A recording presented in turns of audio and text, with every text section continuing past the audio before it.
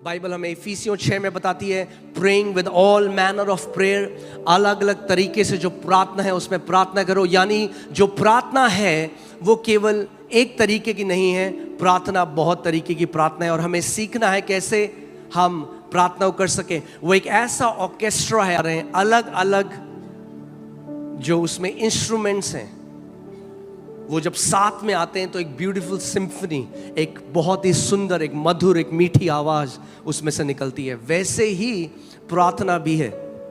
मगर परमेश्वर का वचन हमें सिखाता है कि कैसे हम प्रार्थना में जा सकते हैं, बढ़ सकते हैं। और आप जब उसको देखेंगे, मैं आपको बता रहा हूं, जब आप आज इसके बाद वो करेंगे, और ये मैं अपना, ये कोई मेरा कहा हुआ बात नहीं है, ये परमेश्वर के वचन में उसका सत्य है। जब आप ये करोगे 99% आपकी बैटल्स खत्म हो जाएंगी। जो 1% है वो नहीं है जो शैतान लाएगा, मगर वो भी खत्म हो जाएगी। मगर 99% जो आप लड़ रहे हो सालों से, वो पूरी रीति से खत्म हो जाएगी यीशु के नाम में।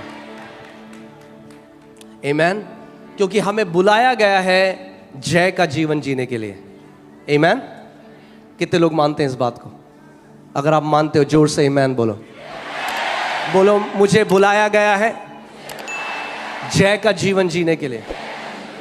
जब आप जय में जीते हो तो परमेश्वर की आराधना होती है। आमीन। जब आप जय में जीते हो, बोलो, जब मैं जय में जीता हूं तो परमेश्वर की आराधना होती है।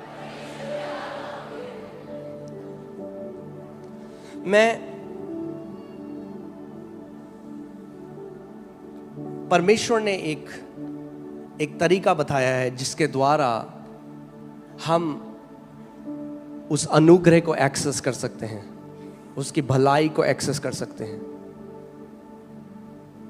और मैं आपको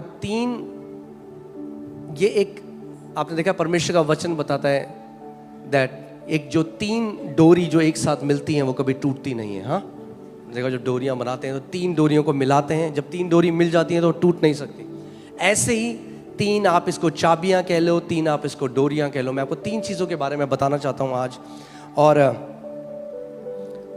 कई मसीह लोग आज ब्लेस्ड लाइफ नहीं जी रहे क्योंकि वो इसको नहीं जानते। कलीसिया आते हैं, वो सब वो करते हैं जो बाकी लोग कर रहे हैं, मगर इन 3 चीज़ों में चूकते हैं और इसीलिए वो नहीं देख पाते जो पिता ने उनके लिए रखा है।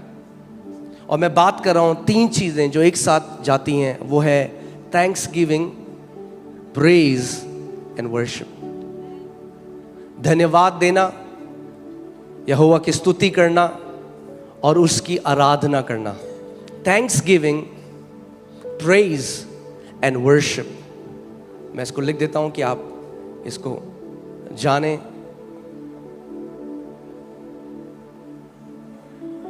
Thanks giving, praise and worship.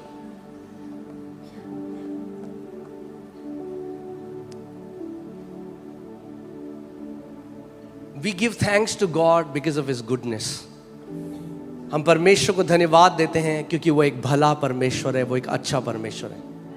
But we praise Him because of His greatness, because of His, हम परमेश्वर को धन्यवाद देते हैं क्योंकि वो भला है, मगर हम परमेश्वर की स्तुति करते हैं क्योंकि वो महान और सामर्थी है।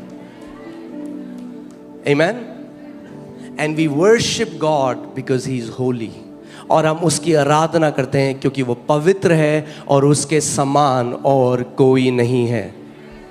Amen. So तीनों ये जो चीजें हैं परमेश्वर के एक अलग एट्रीब्यूट, हमारा रिस्पॉन्स है परमेश्वर के एक अलग एट्रीब्यूट के लिए। हाँ, हम क्यों करते हैं thanksgiving? Because of God's goodness. हम प्रेज करते हैं बिकॉज ऑफ हिज ग्रेटनेस और हिज पावर। और हम आराधना करते हैं क्योंकि परमेश्वर पवित्र है। आमीन। अब इतना कुछ बाइबल में है, अगर केवल ये 3 चीज़ें मैं आपको सिखाऊं, मैं आपको बता रहा हूँ 1 हफ्ता भी कम है। सो मुझे नहीं पता मैं वर्शिप तक जा पाऊंगा या नहीं जा पाऊंगा, पर मैं चाहता हूँ, मैं तो सिखाने के लिए रेडी हूँ, मगर जब आप लोगों का पेट भर जाएगा, मुझे पता लग जाएगा, मैं रुक जाऊंगा। सो मैं आपकी भूख के हिसाब से सिखाऊंगा। आमीन। अगर आप कहोगे नहीं और चाहिए तो फिर और आपको दिया जाएगा। यदि आप कहते हो बस हो गया, तो वहां पे मैं रुक जाऊंगा। आमीन। सो आइए हम लोग देखते हैं भजन संहिता 100 और उसकी 4 आयत। Psalms 100 verse 4।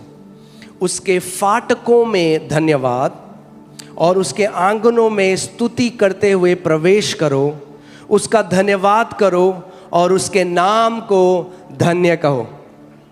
आमीन। फिर से मैं बोलता हूं, उसके फाटकों में धन्यवाद और उसके आंगनों में स्तुति करते हुए प्रवेश करो, उसका धन्यवाद करो और उसके नाम को धन्य कहो। आप जानते हैं कितने ऐसे मसीह हैं जो कहते हैं हम वो एक नम है। हाँ, आप देखते होगे वो कठोर होता है उनका हृदय। कई बार आप देखोगे लोग आराधना कर रहे हैं, परमेश्वर उनके दिल को छू रहे हैं, पर कई विश्वासी आप देखोगे वो कठोर है, वो नम है। परमेश्वर की जितनी भी उपस्थिति हो ऐसे खड़े होंगे। ऐसे विश्वासी मेनली वो लोग होते हैं जो धन्यवाद नहीं देते परमेश्वर। सो इवन दो वो बचाए गए हैं, यद्यपि वो परमेश्वर के राज्य के अंदर हैं, मगर उनका जो सोल है, उनकी जो चेतना है, वो कभी भी उस जो पवित्र आत्मा उनके अंदर है उसके साथ वो उसको महसूस नहीं कर पाते, उसके साथ फेलोशिप नहीं कर पाते, क्योंकि उनका दिल कठोर हो गया। कठोर दिल के साथ आप परमेश्वर के साथ फेलोशिप नहीं कर सकते, यद्यपि आप बचाए गए हो। उनका दिल कठोर है। और जो विश्वासी धन्यवाद नहीं देते परमेश्वर को, वो कोल्ड होते हैं, वो ठंडे होते हैं, और वो उनका जो हृदय है वो सेंसिटिव नहीं होता। आप कई विश्वासियों को देखोगे, वो अपनी पुरानी बात बताएंगे और वो रोने लग जाएंगे। क्यों? क्योंकि उनका दिल क्या है? सॉफ्ट है, टेंडर है। क्यों? क्योंकि वो भूले नहीं परमेश्वर उनको कहां से निकाल कर लेकर आया।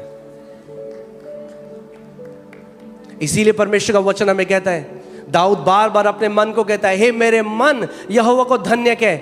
हम उसका धन्यवाद तब नहीं कहते जब हमारा मन करता है उसका धन्यवाद करने का। हम अपने मन को कहते हैं कि तू यहोवा को धन्य कह। दोनों में बहुत अंतर है। We don't thank God when we feel like thanking God.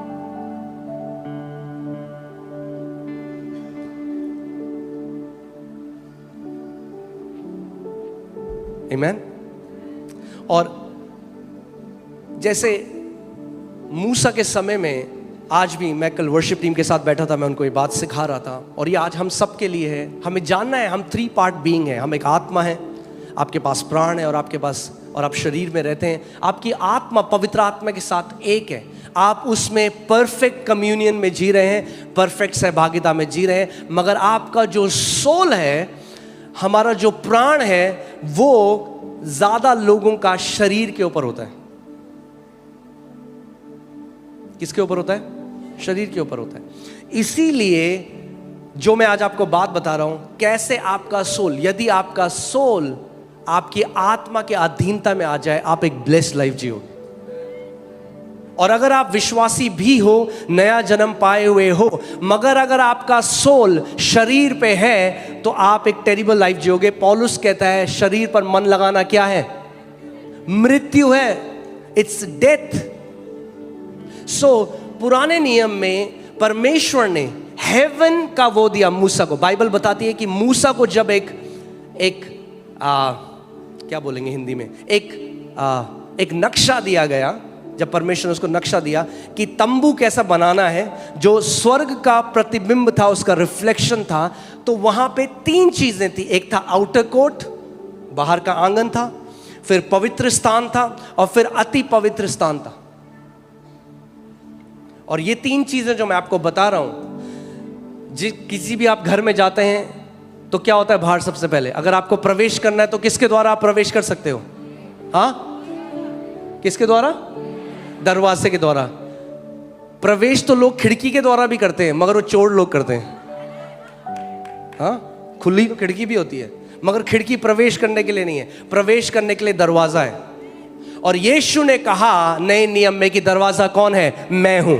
सो परमेश्वर के राज्य हम कैसे प्रवेश? आप परमेश्वर के राज्य में पहले से प्रवेश कर चुके हो, मेरी बात को ध्यान से सुनो। मगर आज आपका प्राण, अगर आप, जब हम परमेश्वर की आराधना करने लग जाते हैं, व्हेन वी थैंक गॉड, तो हमारा सोल क्या करता है? सबसे पहले शरीर से हटकर उसकी प्रेजेंस में वहां पे प्रवेश करता है। आप देखते हो लोग बोलते हैं अरे हम कलीसिया गए, क्या उपस्थिति थी। कितने लोग, हाँ, कितने लोगों के साथ हुआ है? उपस्थिति आपके घर में भी है। यहां पे क्या हुआ?